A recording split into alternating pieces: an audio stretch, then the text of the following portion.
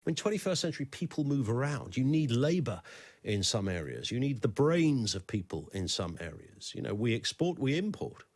Kind of the way it works, isn't it? Shirley's in Birmingham to start us off on this. What's going on, Shirley? Good afternoon. Hi. Yeah, I could rap it all day about people from Eastern Europe. Bet you can. What should have happened? They should have come in with a visa or with an employer's visa. They shouldn't have been allowed to willy-nilly just walk into the country. And I don't know where to start. I think the government has an agenda of population replacement. That's just my heart. Really? But what do they replace? What, replacing Brummies with Poles? Well, you see, it started in America where all these Mexicans were undocumented. That's just crazy.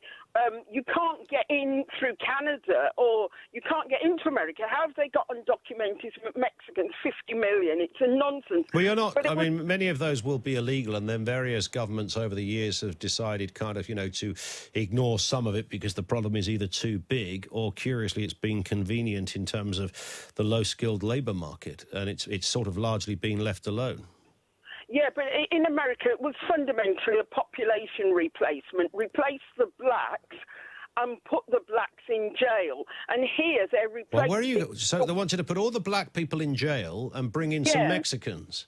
Yeah, Well, where did you just made that up, Shirley, didn't you, coming on the radio? You're just making stuff up. Where do you get that from? You've been reading David Icke's book. What's going on? There was a DJ, I don't know whether he was on Talk Sport, he said... But I wanted to rabbit about East Europeans. Yeah, what's a Polish person done to you?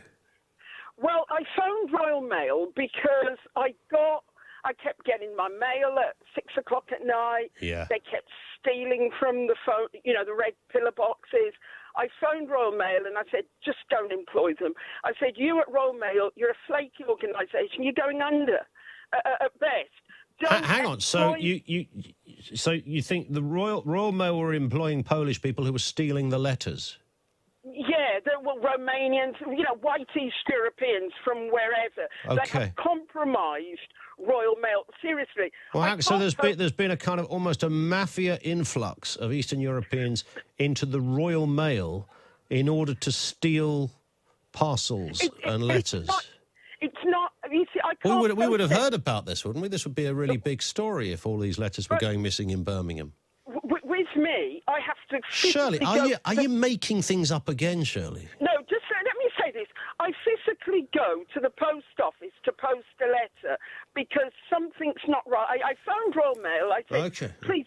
No, I said, don't employ them. And Royal Mail said... hang on, what do you mean don't employ? There's lots of people work at the Royal Mail. How can you... So you ran the Royal Mail and said, don't employ the Eastern Europeans because they're nicking my post? Not my... What were they stealing from you, Shirley? What did you lose? Oh, I tell you what, now that you've asked, one of them registered his car to my address. OK, well, that's an act of criminality and it's fraud. But, I mean, the last time I looked, you probably will find more people in magistrates' court, even as a proportion, who aren't from Poland who've done that. Well, he may have been Romanian, Bulgarian, it doesn't really matter. There's a genuine... Well, it does to you, doesn't it? You're obsessed by it, Shirley. I know, because... There was the Royal Mail thing. There's the Asda thing. Asda? Yeah. What have Asda done to you? At Asda, they've got security tags on the, the wines. Yes. They've now put the security tags on the basket. Wine gums. That's how bad it's got, yes. The basket, you can't pick up a basket. It's got a security tag on it. Right. Because they're shoplifting. They've got security tags on the basket.